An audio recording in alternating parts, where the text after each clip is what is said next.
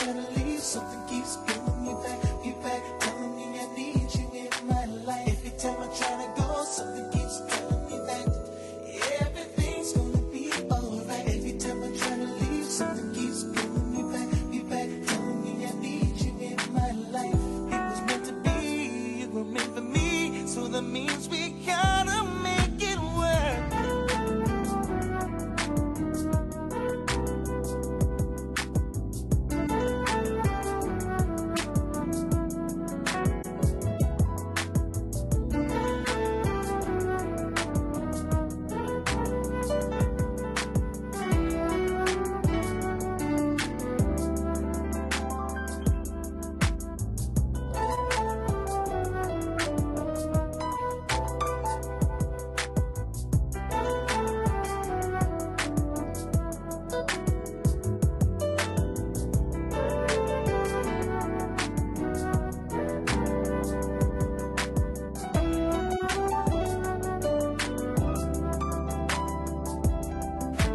Every time I try to leave, something keeps pulling me back, telling me I need you in my life. Every time I try to go, something keeps telling me that everything's gonna be alright. Every time I try to leave, something keeps pulling me back, telling me I need you in my life. It was meant to be, you were meant for me, so that means we gotta make it work.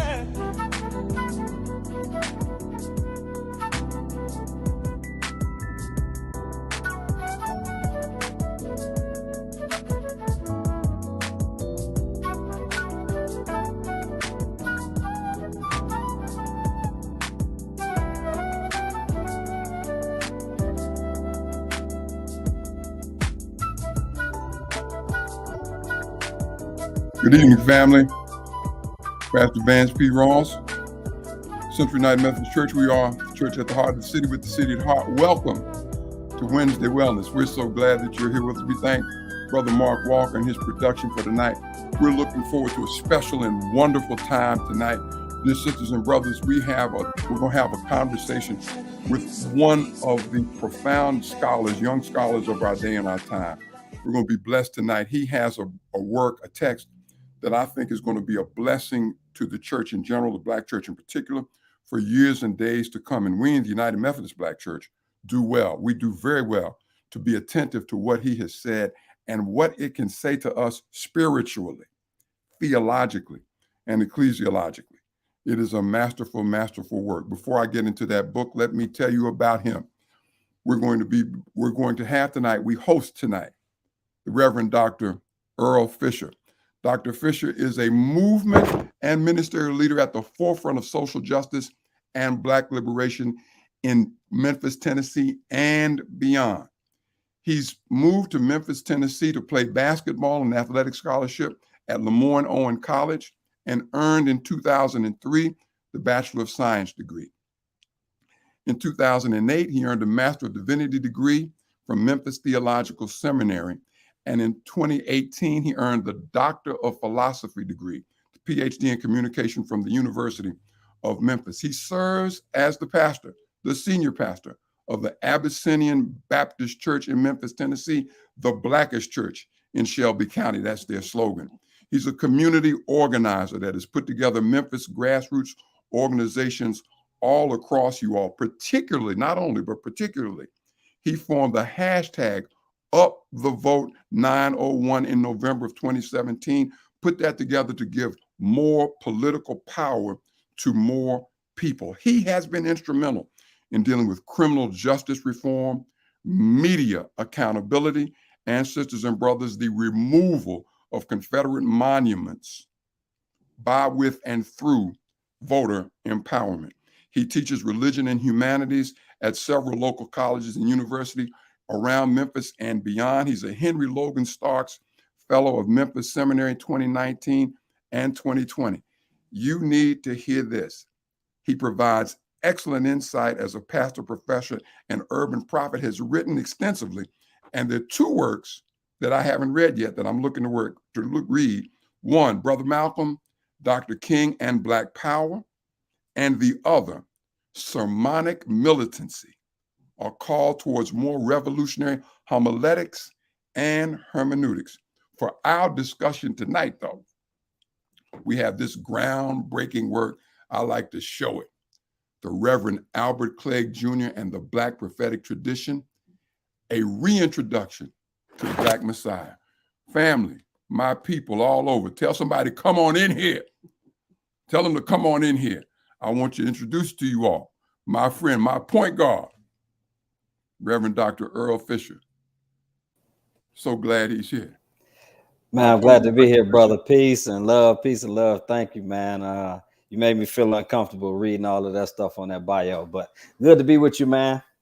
My brother, it's good to have you here. Thank you so very much for taking time out to be with us at the Central United Methodist Church and our people on both Facebook and YouTube. Family on Facebook and YouTube, we want to invite you to two things. One, please be sure that you are, if you got any questions or comments, that you put those in the chat so that we can be in touch with you on that. Two, invite some people to come on in here. Tell them to come on in here and be a part of what's happening here. The third thing, I forgot this, I need three.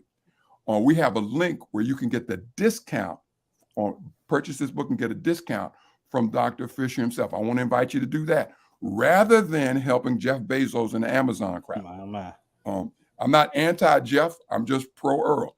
So if you would, let's buy directly from this brother. He's already signed mine, and I'm grateful. Thank you, sir. Well, let's jump into this, man. First, how, I heard you say this in a couple of places, but tell us, how did you come to write a book about the Reverend Albert Cleage and the Black Messiah? How'd you get into that?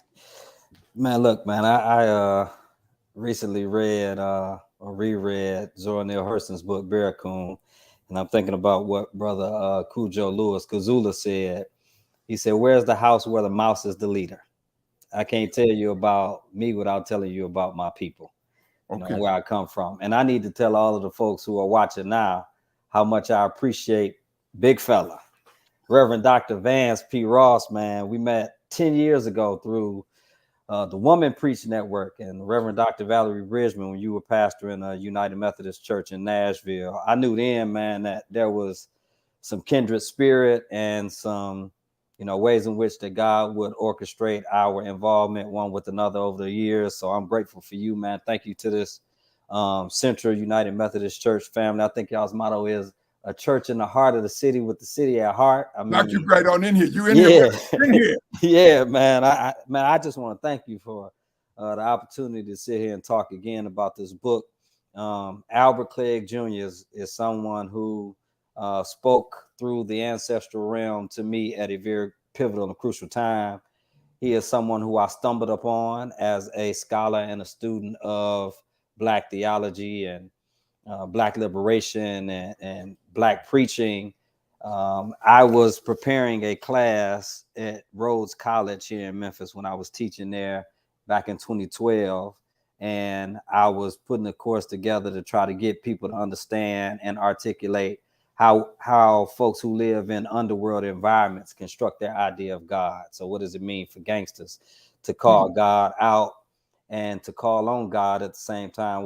Why were Proposition Joe and Marlo and all of them on the wire meeting in the church, you know, and what kind of concepts did they understand about God? And in the process of doing that, I was putting a syllabus together, reached out to one of my mentors, the Reverend Dr. Randall Bailey. Folks in Atlanta should know who that is. And Dr. Old Bailey, Testament professor.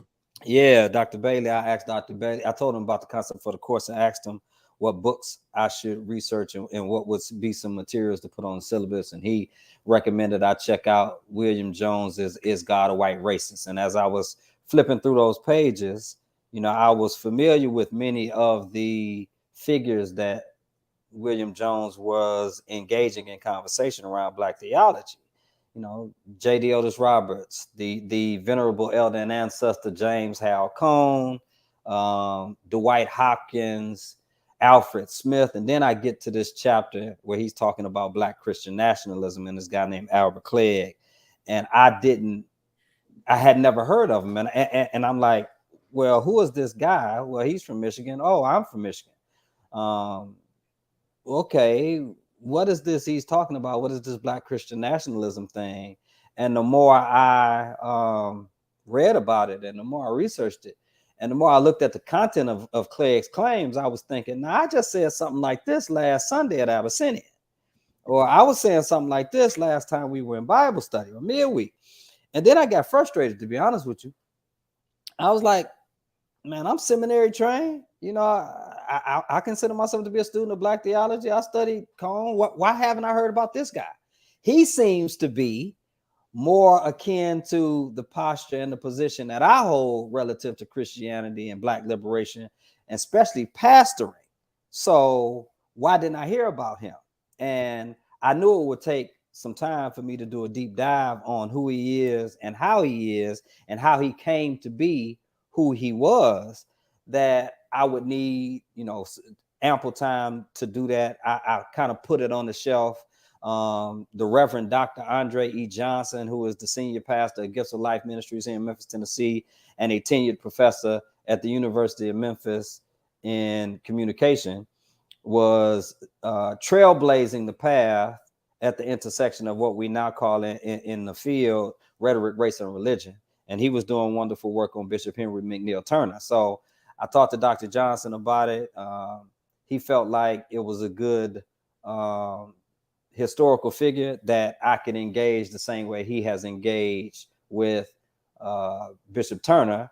I reached out to some of the people at what's called Shrine Number 1. So this is Cleage's church, the Shrine of the Black Madonna, and I'm sure we'll talk some more about that. And so his successors, both at Shrine Number 1, which is Bishop Mbayu Chewy, and then his successor in the Pan-African Orthodox Christian Church, which is Bishop Kamathi Nelson, both met me with open arms as I reached out to them and told them what my aspiration was. Man, I got to tell you, this is fresh off the press. I dropped the book off with Bishop Chewy back during the holiday season, and I was waiting to hear back from him on how he felt about it. And you can imagine all of the anxieties. I'm like, this is Cleage's successor at the Shrine. The brother ain't said nothing about the book in months. He probably thinks it's trash, or think I'm all off base. And he hit me back in a text message like, hey, I'm sorry I hadn't gotten around to it yet, but I promise you I'll be reading it in the next couple of weeks. And the brother dropped me an email the other day, man, almost had me in tears. He was thanking me. He was telling me that I was thoughtful and very detailed. He felt that what I did, my work, honored the life and the legacy of Albert Cleage, who in that tradition is called Jeramogi Abebe Ajaman. And I mean, I was just head over heels in gratitude with what he said he felt about the book. He said he was really caught up in certain chapters. And so, I'm just grateful for the opportunity to stumble upon this guy, because it's definitely divine insofar as how it happened. And then honestly, I owe so much to what Albert Cleage provided for me insofar as being a fresh ancestral voice that captured me in a time when, and I know you know something about this, Doc, you could be out here in the trenches and on the front lines, and because of the way the church has been constructed, and because of the way the Black church in particular has been constituted, you get called radical, you get called militant, you get called ridiculous, you get called all kinds of stuff. And some of that stuff starts to set on you in some ways that if you don't find some type of affirmation, it could drive people out of the ministry. Not that I ever felt like I was going to be driven out of it, but just the sacred fire that was stoked as I was reading more about Cleage and learning more about him and listening and hearing his voice, man. I mean, that's something that I hope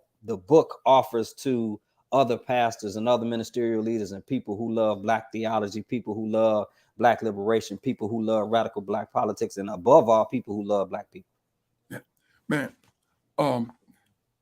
it was so fascinating to me is that you got into this, how you get in with Dr. Randall Bailey, again, my Old Testament professor, the people that you had already engaged. And my dean is somebody you mentioned here, Major Jones, J.D. Otis Roberts. You talk about all these folk, and then in introduction, you laying some of this out, and then you shoot me. Okay. Shoot me good. What is the Black Messiah? Yeah. speak to this. I'm gonna read this quote and speak to this. For Cleage, Jesus of Nazareth was and is the Black Messiah. Clegg's proclamation of Jesus as the Black Messiah is a claim of fact that seeks to rehabilitate Black Christians in particular, yes, sir, and the Black faith community more broadly away from the slavocracy's distortions and into a more authentic, African-centered understanding of the religious tradition. Inasmuch as radical, its Latin roots mean rooted. Much as that's it. And you speak to this rehabilitation, if you will. Man. I remember hearing people quote statements like that, and I used to say, "Man, I wish I wrote that." And then now I'm hearing you read that, I'm like, "Oh yeah, I wrote that." So earlier I talked about how the Black church has been constituted, and if we're honest, and those of us who know the histories, the Black church, especially in North America, the Black church in the West, was constituted in a way that aligned it in proximity with white evangelical theology. So in a lot of ways, the average Black church is diseased with white evangelical theology, so much so that it ultimately functions as a white evangelical church in blackface.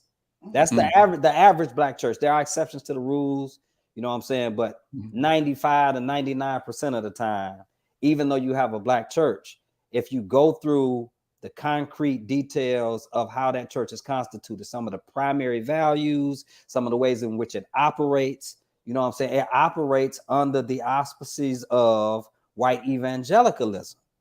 That white evangelicalism presented to so many Black folks, especially our elders and ancestors, a Jesus that was ontologically and metaphysically white. So the image that we see of Jesus, if you Google Jesus right now, and click images, that white Jesus was stuck in the psyche of so many of our people. And I mean, even some of our freedom fighters in the Black faith tradition, they still had this idea that Jesus was ultimately some white man with blonde hair and blue eyes. And that impacts the way our people articulated who they thought God was and who they think they are. It impacts the way people organize. It impacts the way people preach. It impacts the way people pray. It impacts people's psychologies and imaginations insofar as what we believe is possible. So if you have been diseased by white evangelicalism that is so closely aligned with white supremacy, we can't tell them apart, then you need to be rehabbed. So one of the things Cleage does is rhetorically say, no, let me tell you who Jesus is. He's not some white evangelical proselytizer. Jesus is not just some spiritual or religious leader. Jesus is, first and foremost, a man who walked the earth in Black skin, what we would call Black skin today. Jesus is not just what Kelly Brown Douglas calls the Black Christ, which for me is one that leans into the divinity of Jesus. Jesus is the Black Messiah, Messiah in Hebrew, a political term. Jesus is a radical revolutionary committed to the uplift and the empowerment of the Black community. I cannot say the Black race because racism didn't exist during Jesus's day, right? So come on, sir. Cleage is saying that Jesus is not just ontologically Black, or the idea of his experiences being someone who has lived life in a non-white social and political status. Jesus is metaphysically Black. Okay, when you look at him, you see the beauty and the brilliance of people who have been kissed by nature's son. As I said, Jesus is the gangster from Galilee, or as Mac King Carter calls him, the Negro from Nazareth, who lived so close to Egypt you could walk to get there. Okay.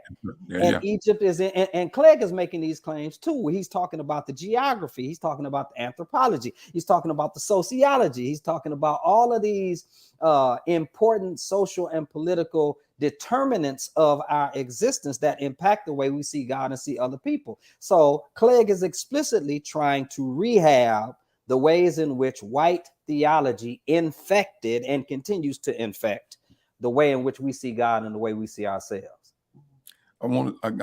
This is a little break in. Family, y'all come on in here. Ask this man some questions. Make some statements. He's a bad man. You need to know this. Now, look, I got these little things here. Yeah. Stuff I want. You already messed it up. I can't because I got to ask. You mentioned the term organization. Mm-hmm. Your discussion of Cleage, I'll get to 1968 pre-con later. But talk some about how Cleage and you understand Jesus and Paul relative to this faith, its beginnings, and its organization. I'll start my response to that by quoting Michael Eric Dyson. Dyson used to say, and he probably will still say it, but in the 21st century, Christians are much more Paulinian than they are Christian, which is to say much of the understanding of who God is and how God is in the life of Black folks, we see primarily through the lens of the things that have been attributed to the Apostle Paul. It was only people like Adam Clayton Powell who said, I'm only preaching from the Gospels, right? You have to be someone who has been very intentional in reclaiming what one scholar would call the revolutionary Jesus. Or, when Peter Gomes starts talking about the scandalous gospel of Jesus Christ, and he says people always talking about they preaching Jesus, but they just preaching about Jesus. They not preaching what Jesus preached. Those types of claims are claims that force us into a concrete conversation about some of the things attributed to the Apostle Paul that don't necessarily align with the things that we have seen concretely in the Gospels. And why? And then there are scholars who have done some fantastic work in deciphering why Paul gets so much traction in the New Testament. So let me give you some of what I've given some of my folks at Abyssinian and in some other circles. At some point, we have to ask ourselves, why do you start from the Gospels, Matthew, Mark, Luke, and John, and then to the Acts of the Apostles? And the first epistle that we read is not Hebrews. Now, we know ethnically, that's where you start, right? Jesus was not a Roman. He's a Hebrew. So why would we start with Acts and then Acts and then Romans and all of the Pauline epistles before you get to folks like Peter and James and John, folks who walk with Jesus? These are concrete questions. Now, some would say because of Paul's influence across that Greco-Roman world, and I would say absolutely right. So who are we centering now? And centering in ways that it impacts and reinforces this dis-ease of white evangelicalism. So now Paul gets to flex because he's a Roman citizen, but then he still has these Hebrew roots, at least according to him. But what he doesn't have that some of the other gospel writers have is direct contact with the Black Messiah. And so the ways in which Paul has been appropriated and amplified over and above the things that Jesus has said and been recorded, things that Jesus has been recorded as saying and doing, is one of the things that has caught us up. If you go to the place where there's a tension between what we might call Black theology and white theology, watch what white theologians do rhetorically to try to find some kind of solidarity with Black religious folks. They gonna start quoting Pauline stuff. They not or matter of fact, read Aubrey Hendricks's recent book. Or just with Christians against Christianity. Christians against Christianity. Great work. So he's walking you through some of the ways in which white evangelicals distort the faith, distort the gospel, distort the religion.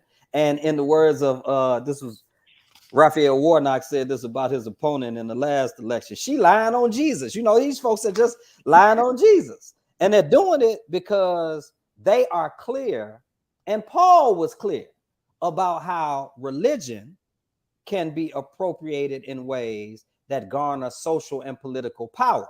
But the way Black folks have been infected with white evangelicalism, we are taught to believe that the religion is apolitical. We are taught to believe that Jesus is race neutral, right? And then the question is, well, who does that benefit? And if we all know, because people try this, well, we know Jesus was Black. Well, tell the white evangelicals to put the Black Jesus up in their church. You won't see it happen. And then we have to ask ourselves why. As you raise that, talk some about further. We stand with these two. You messed me all up here.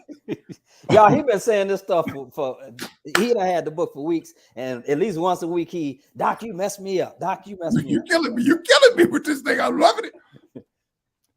Talk some about Jesus and a band of people building a nation as over against the Pauline understanding that Cleage and you talk about that becomes individualistic. Yeah. So let me go back to something that Dr. Hendricks pointed out in his last book. It set with me so much because he is much more of a Bible scholar than I am. So he talks about how the term salvation doesn't even appear in the Old Testament, that there's no Old Testament concept for individual salvation. We don't even get individual salvation until Paul starts to talk about some of the Greco-Roman values of individualism. So this is something that Cleage drove home for me. I had this hunch, and I wasn't familiar with scholars like Robert Eisman, who has a book, James, the Brother of Jesus, who makes similar arguments. And, I had these hunches, and this is, I want to be clear, this ain't to dismiss Paul wholesale. This is to say we must reconsider and reevaluate how we appropriate some of these texts and some of these personalities in ways that might not advance the causes of the liberation of God's people. So my mother taught me, chew the meat and spit out the bones. So the Old Testament, what God's promise to Abraham is that he would make of him a great nation. That's political. I don't care how you slice it. There's certain things that you have to have a nation, right? You got to have a governmental order. You probably have to have a military, right? Or some form of law enforcement, if you will. So at the offset of this covenantal promise between God and these Black Hebrews is the notion of nation building. If we understand Jesus as someone who was nurtured in this environment with this history, I've been preaching, Hebrews 12 last few weeks. So Hebrews 11 is that hall of faith that mentions all of these Black Hebrews in the Old Testament and walks you up into Jesus, the author and the finisher of the faith, which is to say Jesus is connected to these Black Hebrews, these freedom fighters who were working under this divine mandate to establish a nation. Now, there are some ways in which I part with Cleage insofar as what the Black nation means and what Black Christian nationalism can provide. But anybody who is constructing a understanding of who and how God is that honors and centers the Black experience and maintains a commitment to Black liberation, Black social and political emancipation and empowerment, I'm all for that. But at the end of the day, there's no way for us to get around the implicit nature of Black theology, because Black theology honors the reality of political theology, because all theology is political. So one of the main claims that I'm making in the book that I've been trying to drive home for all of us conceptually is all theology, all religion. I'm not talking about individual spirituality. All theology, by the time something becomes systematic and organized, by the time it becomes a religion, all theology or God talk is experiential. It takes place in human experience. It is contextual because that experience takes place in a social, political, chronological, and geographical and cultural context that gives that experience specific meaning. And all theology is rhetorical because ultimately you got to find some kind of way to communicate how you understand God in light of that cultural context. So when we start talking about theology being political, you have to ask what kind of politics are embedded in the theologies we espouse. If you never interrogate how white evangelicalism has infected the political and religious psychology of Black folks and Black Christians and Black churches, then you'll continue to be diseased. And all of our claims towards this broad universalism is ultimately only going to feed the people who already used religion to obtain and maintain social and political power. Why, doctor? Why do you think it is that it seems to be so difficult to embrace in 95 to 99% of Black churches? Why is it difficult to embrace a Black theology and an understanding of it as being political? What has happened with the infection, in your view? What has happened with the infection that makes it so difficult? So the short answer, and I think it's Thomas Jefferson, right? So here's the irony, me quoting Thomas Jefferson. Who was it that said, it's easier to fool the people than it is to tell the people that, or show the people that they've been fooled? Whoever said that, that's what I'm quoting right now. So that's the short answer. The longer answer is, what happens to the religion from its origin and inception up until the point, even after Paul, where it starts to get appropriated in ways that it is identified not as this radical and revolutionary religion looking to overturn and overthrow the Roman Empire, but now a religion that is aligned with those in power. Well, that's the Constantinian argument, that the Emperor Constantine, the Roman Emperor Constantine, makes Christianity the official religion of the Roman Empire. And so now you have a much more direct wedlock between social and political power, even ethically unjust power and imperial power, and what we come to see as colonial power, much more than you have this deep-seated commitment to the people who we hear some of our people advocating for now in the name of religion, the least, the lost, and the last, or the people who Jesus talked about when he said, as much as you have done for the least of these, you have done also unto me. So since most of us were introduced to the faith through the white evangelical lens, or through the Constantinian and imperial and colonial lens, by the time you come into Black consciousness, and most of us aren't even exposed to Black consciousness, because let most folks tell it, after the Black consciousness movement in the 60s and the 70s, we no longer needed Black consciousness, right? Because we were fully integrated into the American political economy. Well, tell that to our brothers and sisters who are now ancestors in Buffalo. Tell that to the scores of Black folks who are still being pushed to the margins and still being boxed out of all kind of opportunities that are supposed to be available to the vast majority of the citizens. So clearly that's not the case. What we have to do now is ensure that people get introduced to Black consciousness. By the time you get introduced to Black consciousness, you have to deal with what they call cognitive dissonance. You have to deal with that hard emotional reality of, oh, wow, like they really did lie to me. The same way you had to deal with it when you found out that Christopher Columbus didn't discover America. You know what I'm saying? These are the things that, these are things that people have to deal with, but especially in this age of individualistic branding, right? And gurus who, watch a couple of YouTube clips or something like that, or read a blog or two, and then now they're supposed to be well informed to educate and inform and inspire and impact and influence all these other people. I just think it's hard for people to come to grips with the fact that, oh yeah, I've really been duped. So that feeling that I had when I was like, why didn't anybody tell me about Cleage when I was in seminary? I could have blocked that off and said, well, no, I'm respected. It's early in my academic tenure, but I'm respected as a Black liberation theologian. How dare I, say that there was somebody who contributes significantly to Black theology and Black liberation other than James Hal Cone? I don't want to have to deal with that. And I could have just, rolled that horse as far as I could. But at the end of the day, how much do we care about the truth? And if the truth is, these are the things in which Jesus has shown us, these are the ways in which, society and politics and special interest groups have distorted or infiltrated the faith, how much do we care about what the truth is? Last I read, scripture says the truth shall set you free. Now, our elders and ancestors used to try to tell us now, the truth costs something. Yes, sir. And the truth can be painful, Mhm. but it still sets us free. So if we really want to be free, we have to be committed and tethered to the truth.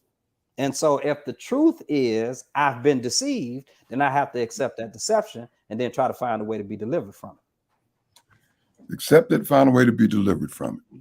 I'm trying to get to some of these things in here, but you keep throwing me these balls, and I got to go. I'm throwing you lives, big fella. You just, dunk it. I'm just I want to jam so bad. I want to, because you've been speaking to and about power, and you got a thing in here. I got to get back to you talking to us about the importance of rhetoric. Yeah. But before I get to the importance of rhetoric, the Reverend Dr. Earle Fisher writes, when Cleage preaches sermons like Brother Malcolm, reflects on the role Malcolm X played in the Black Power movement as a religious icon, and Dr. King and Black Power, when he complicates the role of nonviolent resistance in the revolutionary struggle for Black freedom, he is using rhetoric as a power building tool. Yeah. Cleage exemplifies what I mean when I say that Black prophetic and liberationist rhetoric is not just speaking truth to power, it is also speaking truth with, oh, bless his name. It is also speaking truth with power. Doctor, will you speak to what you're saying when you say that? Yeah, and I'm gonna peel back some of the layers in this conversation in ways I haven't in others. So, I'm writing this book as my dissertation project, and I'm studying prophetic rhetoric. And I'm studying prophetic rhetoric at a time when everybody is starting to try to lean towards what it means to be prophetic. I'm about to be prophetic, Doc. I'm about to, that sort of stuff is happening in the Black church. Yeah. And what I started to recognize, and here's why I am going to encourage you, I'm gonna make sure I send it to you. Sermonic militancy is important because it starts to differentiate between what it means for people to just be socially conscious in their religious and rhetorical presentation. So what does it mean to preach and say something about Sandra Bland? Okay, that's something you socially conscious. What does it mean to preach and say something about voting rights? Okay, we recognize you understand what's happening in the society. You are socially conscious, and you're trying to weave that into your understanding of scripture or your understanding of God. I got it. That don't make it prophetic though.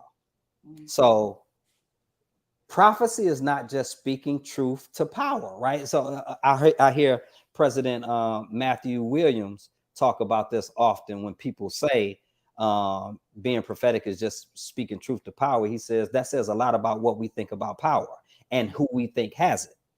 So having heard him say that a couple of times, I was like, yeah. And I was actually in a preaching course. I was teaching one of the preaching courses at Memphis Theological Seminary. And as we were talking, I was like, no, it's not just about speaking truth to power. It's about speaking truth with power, which is to say the people have been empowered to present the truth as they best understand it, to speak it.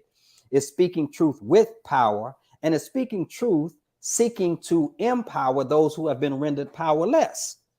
Because the social and political analysis requires and demands we tilt whatever power we have in favor of those who are oppressed and on the margins. So people miss that. Cleage was very intentional, very deliberate, very consistent in articulating how he saw God at work in the lives of the oppressed people, and saying that they were no longer afraid to organize and work towards building political power. In Detroit in the 1960s, at the height of the Black Power movement, and he's tying this into how he saw Jesus and the other Black Hebrews in the biblical narrative at work in the world in that day too. Now, so the importance of rhetoric now is to shape a people. Yes. And empower a people. Yeah. Yeah. Not simply individuals, but individuals as part of the community. So rhetoric can shape individuals. It does it all the time. I mean, if you understand rhetorical tools of marketing and public relations and things of that nature today, what gives the political establishment anxiety, and I'm gonna go back to this term Black Messiah in a second. Black Messiah, I think I talked about this in chapter 5 or chapter 6:1. Black Messiah was a term that was also used, and those who are familiar with the more recent Fred Hampton, Judas and the Black Messiah, yeah, Judas and the Black Messiah, right? That was a term that the federal government was using to identify people who they felt like, watch this, had the rhetorical wizardry to inspire Black folks in mass. So the difference between what I would call Eurocentric rhetoric and what I call Afrocentric rhetoric, or as I write about it, I think in chapter 2, is Eurocentric rhetoric is focused on politics, yes, and how an individual can leverage political power from a political platform. So it's primarily about how somebody gives political speeches, like the speeches that you saw on the House floor, right, or on the Senate, in the Senate chamber. So that's generally Eurocentric rhetoric. Well, Afrocentric rhetoric is about empowering and emancipating Black folks in such a way that they get to articulate what God's will is for the community, not just for themselves individually. It's not about individual power. There's a question that's sitting in the chat I'm going to address right quick, and I know we could take questions more formally, but Sister Bridget Young Ross, who you might know, asked a question about... I've heard of her. Yeah. Asked a question about how Black liberation theology speaks to the concept of salvation, especially when we move away from white evangelical theology. Here's the linchpin right here, pun intended.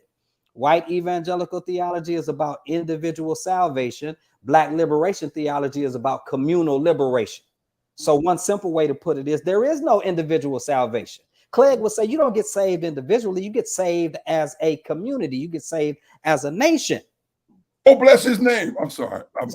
So look, I mean, this idea that God is not just personal, but private, that's a colonial and imperial idea of the concept of God.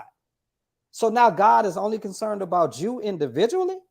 You can get individual salvation, but your mama and your grandmama and your granddaddy and your aunts and your uncles and your elders and your scholars and your ancestors don't get access to it. Why? Because they didn't recite the same stuff you recited in a creed.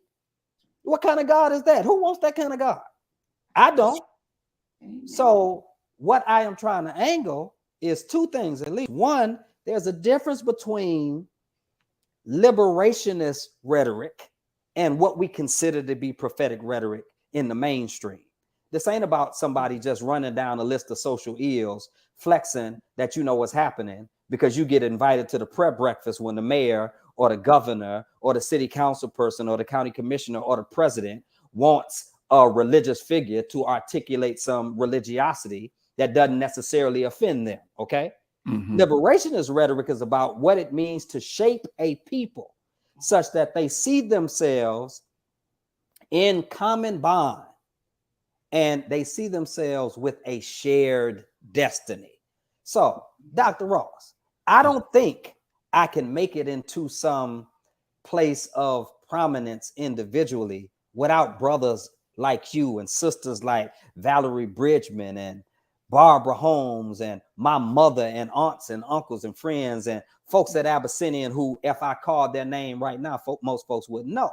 You know, so for me, I've moved away from, and I had this hunch the whole time. It's like, you know how you grow up in Sunday school and you asking these questions and people tell you, shut up, you can't ask those questions. You know, these are the questions that ultimately I think our African ancestors are calling forth in us so that we would have a more holistic and robust understanding of who and how God is in the lives of Black people. I don't want individual salvation. I don't want to be in a place where God looks out for me individually, but not all of my people. So this idea of shared sacrifice, common destiny, and all these other Afrocentric tropes are things that I feel like have to be put back into the center of how we understand any religion coming out of Africa. And my basic argument in Cleage too is that Christianity at its core is an African traditional religion. African traditional religion. Now, I'm kind of jumping from being there, but I'm still hanging out here. All right. Because you, my brother, laid something out here. I finally got, I told you I was going to get it. I got my copy. I'm down in this, and it's killing me too. Check this out. We want to ask You're just gonna be a dead man after a while, you. right? Yes, sir. Yes, You're sir. getting killed. Thank That God for would- resurrection. Thank God we are resurrection people. Yes, sir. Yes, sir, Doc. Look here. You point out just chronologically, but it's profound for me because I'm a seminary graduate, Yeah. D-Min, Yeah. and I know where you're going. James Come Hal on. Cone. I know where you're going. Come on. Come on. Black theology, black power. Yes, sir. Yeah. This predates it by publication Mm-hmm. and predates it by ministerial activation. Yes, sir. He's ahead of Cone by years. And Cone, according to your discussion, it makes all the sense in the world to me. Cone studied the man. Yes. Present. Yes.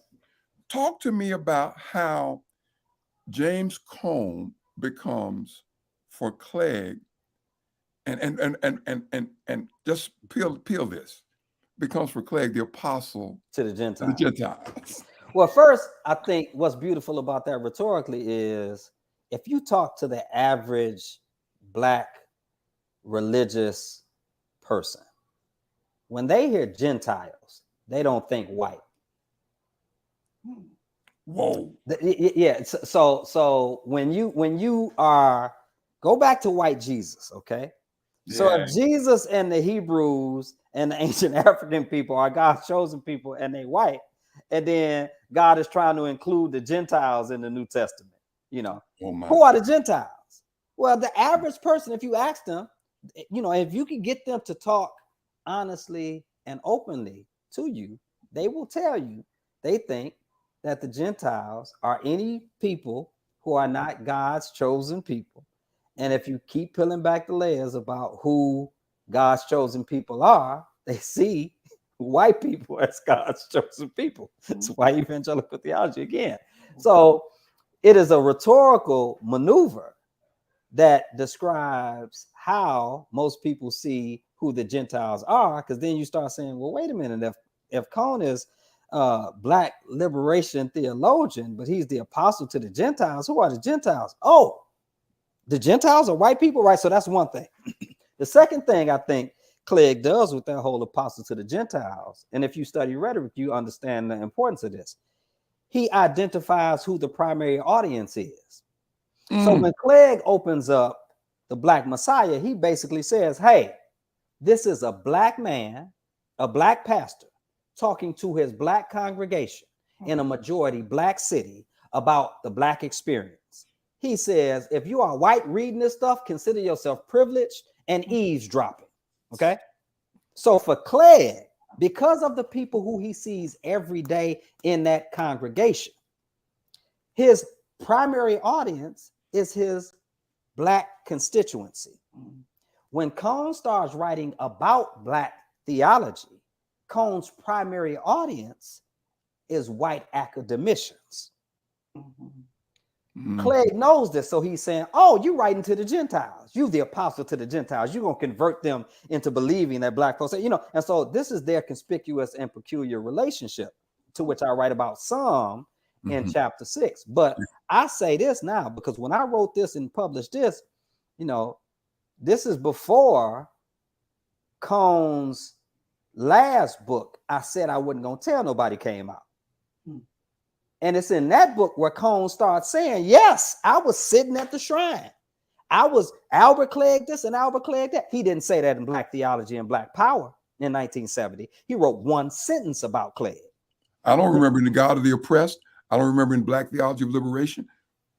No, every now and then in some of his stuff, I think, was it the one of them, he does do a section on Cleage. But I'm saying this: you come out the academic gate, it is clear, and we know this now in hindsight, that you were heavily influenced by Albert Cleage. You said so out of your own mouth.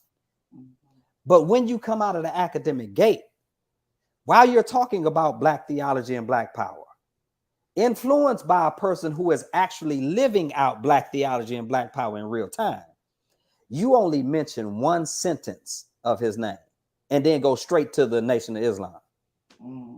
So for me, I was like, first, why would he do that? But the more I dug underneath it, it goes back to this notion of who the primary audience is. And so in the people who I've talked to who have had direct relationship with Albert Clegg, from Jeremiah Wright, again, to some of his understudies, Anthony Reedy put me up on a sister who wrote about Cone in the Black Theology Journal, the international journal, who ultimately says, and I think it's true, that Cone is not necessarily arguing for a theology of Black liberation. He's arguing for a theology of Black legitimization. Cone is trying to legitimize Black theology in the academy. And so the reason most of us don't hear about Albert Clegg, I'm going to be honest, and this is the way it has bore down in brass tacks, because Clegg didn't have a PhD. And some of the other more notable Black theologians and systematic theologians, and people like Charles Long and some of the others, they were in a space where the PhD held the weight insofar as publishing is concerned. It held the weight insofar as what made it into the mainstream. But the more you read about Clegg, the more you study Clegg, the more you recognize how influential he was at that time. And so I say often that there is no founder of Black theology. There are forerunners for Black theology. And Clegg would be one of those forerunners or forefathers. I would argue that there are some foremothers too, even before the rise of what we now know as womanist theology. I mean, there's some people who, I would say Ida B. Wells is a Black liberation theologian. If anybody knows anything about what Black theology is or anything that Ida B. Wells wrote. But that notwithstanding, insofar as the academic field is concerned, James Cone is irreplaceable. And I salute that. That does not mean that we should not be committed to including in this chorus of Black liberation theology all of the notable voices. And Clegg's voice is irreplaceable. That's the man who coined the term Black liberation theology. My soul. As you talk about that, I want to jump into, Cone did a book, Martin, Malcolm in America, Dream or Nightmare. You discuss Clegg's relationship and his understandings of Malcolm and Martin King, as well as Stokely. I got to get to the Stokely thing at some point. You're killing me, messing my stuff up here. But talk some about how Clegg, I'm messing my stuff up here. How Clegg for you forms a bridge, I think, for King and Malcolm, and more importantly, demonstrates how Malcolm could have found and respected a Christianity as Clegg defined it and practiced it. Man, Malcolm loved Albert Clegg and Albert Clegg loved Malcolm. When Malcolm comes to Detroit and gives the speech, the message to the grassroots, it's because Clegg invited him. Go back and listen to the speech. He's referencing Clegg several times. As Reverend Clegg said, he even says at one time, and he a Christian, so if Clegg, if he thinks this, that sort of thing. So part of what I felt like had to be done is include Clegg in conversation with Cone and take their views on these very notable figures and find ways in which they kind of overlapped and ways in which they might have been in distinction to one another, and one of the ways was just how you even start the engagement to begin with. So for Cone, you start with Martin. And then after you get a glimpse of who Martin is and his dream, then you can come in and get you some Malcolm. And I was wondering, why would you start with Martin? Like, why would Martin be the standard? And so the more I looked at, and some of this stuff, I didn't expect it, but the more I dug into it, it was happening like this, and I knew it wasn't coincidence. So I was like, before I even looked at the sequence of how Clegg's Black Messiah, the book, The Black Messiah, which for those, we haven't specified this, The Black Messiah is also the book of sermons that Clegg published in 1968. So that's what Dr. Ross held up a second ago. The Black Messiah is a book of 20 sermons that Cleage preached primarily at the Shrine of the Black Madonna and primarily during the height of the Black Power movement. And so I didn't know which order he had his in, but I did start rereading Martin and Malcolm in America. And I'm like, why are you starting with Martin? I'm like, Malcolm is older. Malcolm hits the public scene sooner. Why would you start with? And I was like, well, did Cleage do that too? And no. Cleage presents Brother Malcolm first, and then Dr. King and Black Power. So I wanted to dig into what some of those nuances were, because in the public psychology, in the religious psychology of most Black folks, Malcolm is still this outlier. I mean, it's happened a little bit differently in the last maybe 24 months, where he's come a little bit more back into the mainstream and been appreciated in some ways in alignment with the movement for Black lives. And at the same time, I think King has been depreciated in some ways that may not be fair to him, insofar as what he means to the movement for Black lives as well. But at the end of the day, they complement each other the same way I believe Cone and Cleage complement each other. You got to put them in conversation together. But if you take one as the gold standard and the other as some outlier or, you know, militant radical who was a little bit impulsive or too brash or something like that, then we miss the opportunity of what it means to lift every voice in saying towards Black liberation. Yes, sir. So what I probably felt the most help in the research for that particular chapter is how Cleage was redefining Black folks' understanding of what it means to be Christian, and saying, if we use this rubric for Christianity, Malcolm is exactly that. Well, Malcolm used to say stuff like, I'm telling every Christian I know in Detroit that you need to go to Albert Cleage's church. You know, now, if you go find Minister Louis Farrakhan today, I'm sure he would say that about Trinity United Church of Christ when Jeremiah Wright was there. But name me some more churches that you can go to. So in Memphis, if you come to Mosque 55, you know, Brother Anthony Muhammad and all of them, and ask them, are they going to tell you which churches they can rock with? And so the question for me is, and this is what I would hope we could even pivot to in this conversation, Doc. Let's do it. We could talk about some of the theoretical stuff and even some of the rhetorical stuff and some of the academic highbrow intellectual stuff. But brass tacks, I'm writing this at the end of the day to try to get Black practitioners of religion, whether you are a pastor or a layperson or whatever, to reconsider what it means to be Christian and Black, and what it means to reconstitute our congregations so that we can more adequately engage in the political activity of Black liberation. That's what Cleage is doing. And Cleage says we need folks like Malcolm if we're going to achieve Black liberation. You know, Cleage was one of the founding members of the organization of Afro-American Unity. He was on the board. You know, so their relationship, I'm talking about Cleage and Malcolm, is a model relationship for me if you start talking about people who are more committed to Black liberation, and religion is one of the tools towards that end, then they are committed to the religion itself, and you could put Black liberation on the chopping block.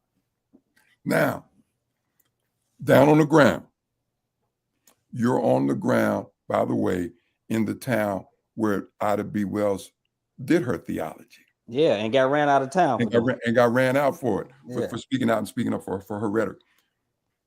One of the things Cleage does on the ground as a pastor is discuss the ordination. Yes, sir.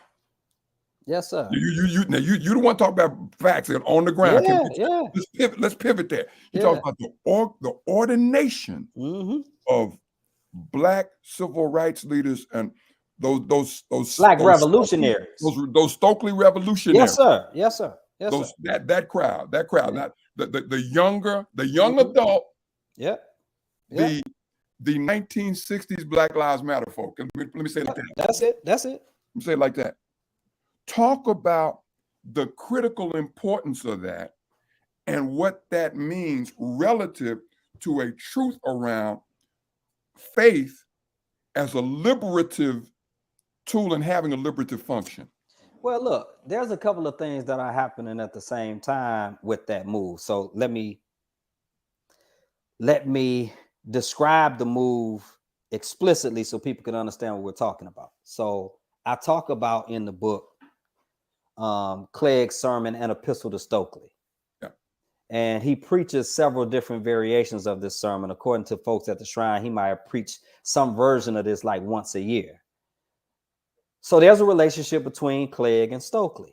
And it kind of starts off kind of tense, but I think they develop a certain fondness for each other and see each other in mutual benefit towards the struggle towards Black liberation. Well, Cleage is saying, hey, those of you who are out here doing this Black radical revolutionary work, you need to have some cover. You need to have an institutional base, and you need to have some religious and spiritual cover so that the governmental establishment cannot pluck you off by sending you to war or convicting you of some of these crimes that if you had a direct religious institutional affiliation, you would be covered for. So that's the one argument that he's making. So that's the one move about. He was like, hey, come connect with the shrine. We will ordain you. He is saying, in essence, these are the preachers, not the ones who are simply standing in pulpits making proclamations, but the ones who are out organizing for social justice and Black liberation in the trenches and on the front lines. That's a shift that I feel like we need to reevaluate and reconsider, because for us, it has become who's saying what from the pulpit platform with the most prestige and privilege, as opposed to who is really making the moves on the front line on behalf of those we identify as God's people.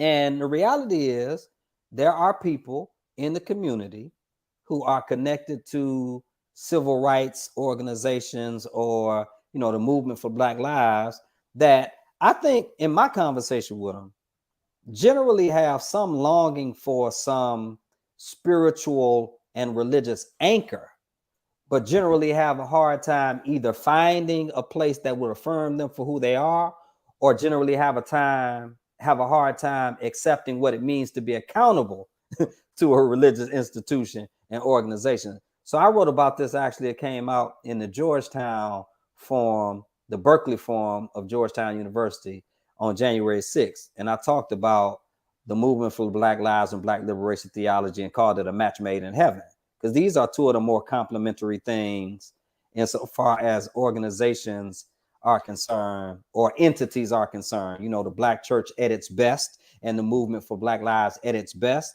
I mean, right there at that intersection is where I feel like the heart of Black liberation lies. But too often, the Black church is not willing to reconstitute itself in a way that allows for Black radicals and revolutionaries to have a genuine and authentic theological, religious, and spiritual home.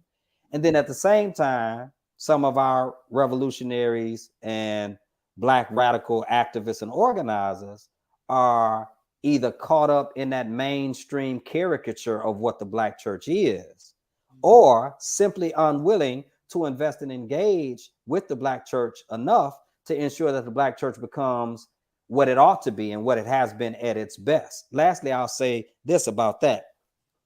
Cleage is explicit. I agree with him that in order to sustain any movement, any political movement, you have to have an institutional base.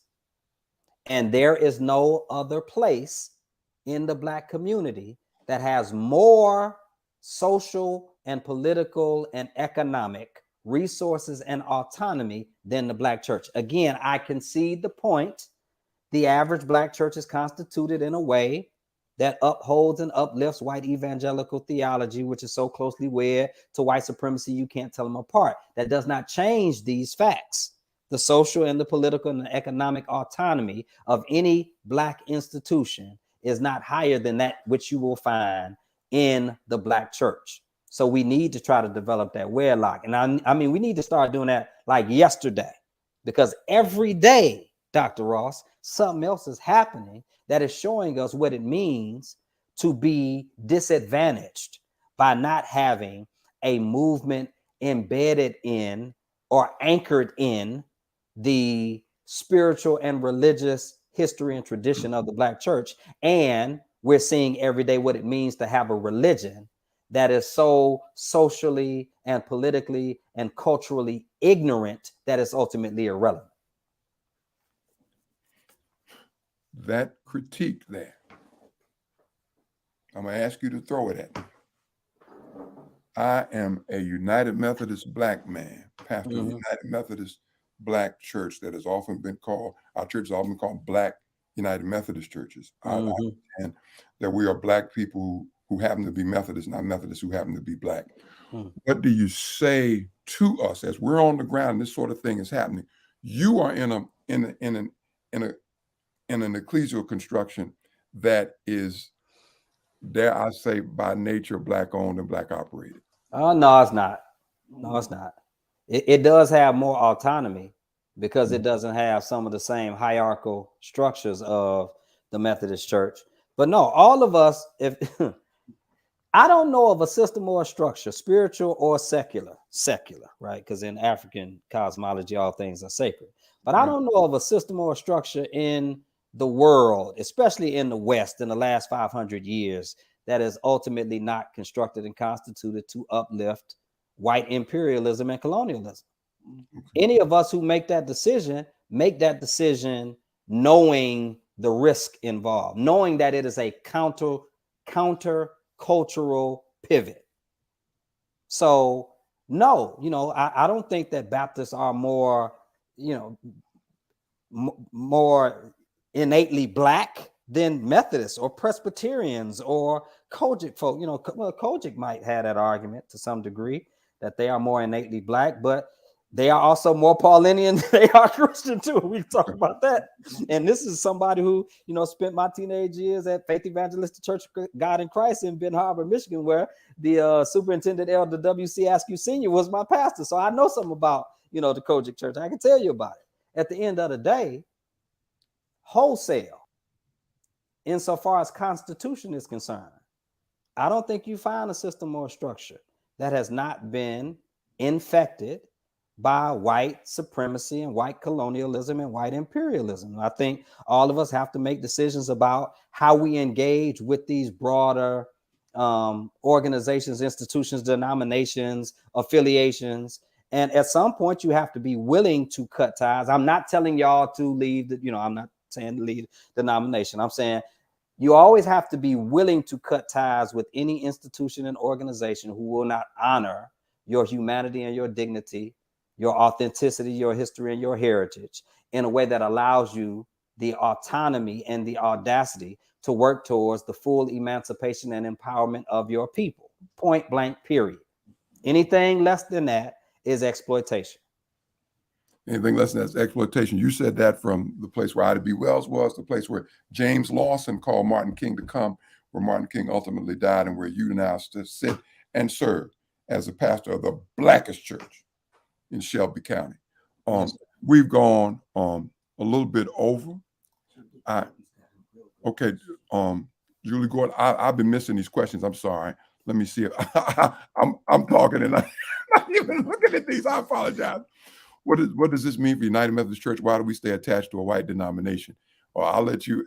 You're going to ask Dr. Fisher that. I'm going to let Dr. Fisher answer it, as he's a Baptist, but I'm going to let him answer it. Yeah, and I think to some degree I'm handicapped insofar as the sufficiency of my response. Again, I think it's incumbent upon all of us to find ways to negotiate and navigate to ensure that we can be our full selves. So, I don't know whether or not reform or revolution is the answer in every single denomination or in every situation or circumstance. I think that's a contextual question for people who have much more keen insight than I do in the Methodist Church, the United Methodist Church, to answer.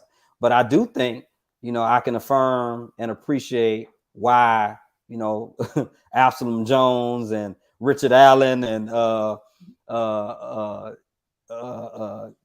who's my brother at Mother Emanuel that led the slave rebellion, Denmark Vesey. You know what I'm saying? Like, look, I get it.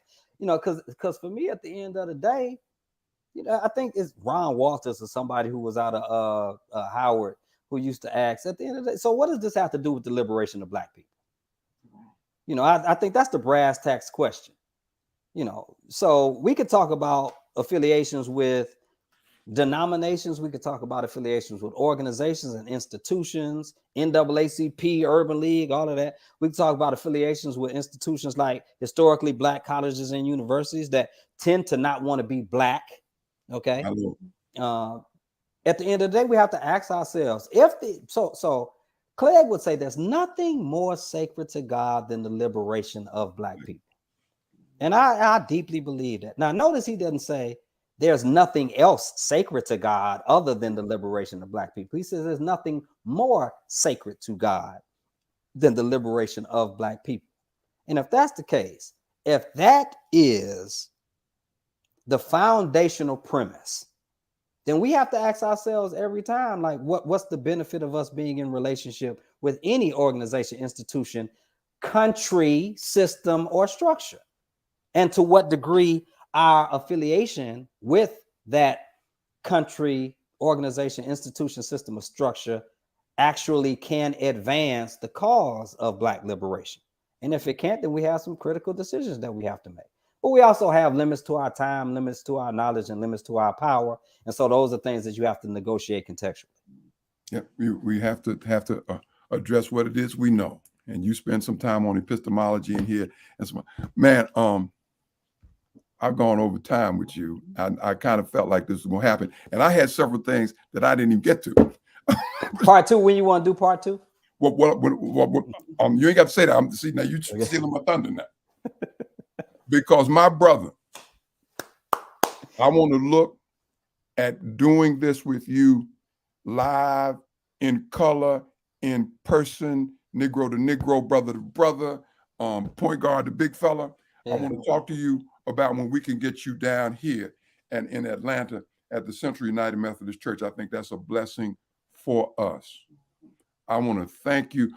Before I go, any parting words that you might have? Hey, man, all of the gratitude in the world, to brothers like you, a generation ahead of me. I'm 43. I think you in your early 60s. Am I right? You're a very kind man. You're the same age as my daughter, bro. Yeah. I'm 65, man. You're a good dude. Thank you. Yeah. So look, we stand on the shoulders of giants, and I'm not lost on, what it has taken for people like yourself and, colleagues in that generation, elders, just all around good people who embrace some of the work that we're trying to do to advance those ideas and those initiatives that other people have worked towards and labored in, and trust us enough to pass the baton to us to run a leg of the race. I want to thank you for providing me with this particular platform. I want to thank you for your brotherhood and your support over the years. And I'll say this publicly, all of those times where you asked me if I had security. Yes, sir. I still want to know. We got to protect you, bro. Be very clear. Be very clear. We got I got goons, man. I'm just gonna be honest with you. Some good followers of Jesus who know how to use these, know the corner, and they know some other stuff. Yeah. We need that around you, man, because what you're doing, you make me think more and more than you need to about Fred Hampton, about Stokely, about Malcolm, about Martin. Make me think of those people. And so we're looking forward to you coming here and being with us, man. I'll be in Atlanta before you know it. Now, we might have to set up something separate for Central, but I'll be in Atlanta soon and very soon, brother. Well, Doc, just let me know, because if we set up something for sure, we're gonna set up something for Central. Yeah. And if other people want to come, they can come. So we'll do that. But you let me know if you got a little chance. I'll buy you a hamburger. Yeah. Gotcha. Duly noted. Y'all heard that, right? Y'all hold them to that, right? Okay, so you heard that's what I'm saying. I want them to hold me to it. I got some people here who listening. I know they loving what they're hearing. From the bottom of my heart, Reverend Dr. Vance P. Ross, thank you. Thank you to the Central United Methodist Church and to all of those who are on the front lines in the struggle for our people. Appreciate it, brother. Dr. Earle Fisher, thank you so very, very much. Family, we'll see you, man. I'll be in touch. I look forward to hear from you. Family, thank you all so very, very much for being here with us tonight. The work in our religion, the salvific efficacy of it has to be for our people, for all of us, not just one or two, not three or four, not an elite. We want to do this with and for everybody. I can't say this enough. Please pick up this book. You see where we got some options to link so you can get it from Dr. Fisher himself, and he will sign it. He signed mine. It's the Reverend Albert Cleage and the Black Prophetic Tradition, a reintroduction of the Black Messiah. I'm so glad you all came on here with me tonight, with us at the Central United Methodist Church. We are the church at the heart of the city, with the city at heart. Thanks again. You take good care. Keep the faith. Be safe. As always, you be well. Bye now.